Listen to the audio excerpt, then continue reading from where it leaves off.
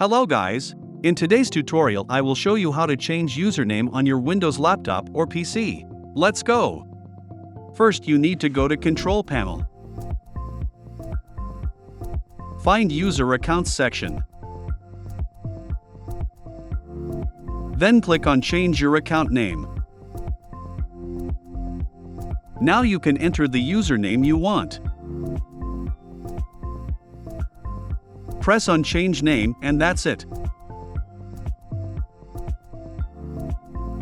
If I helped you, please support me with like, subscribe and comment. What would you like to see in next videos?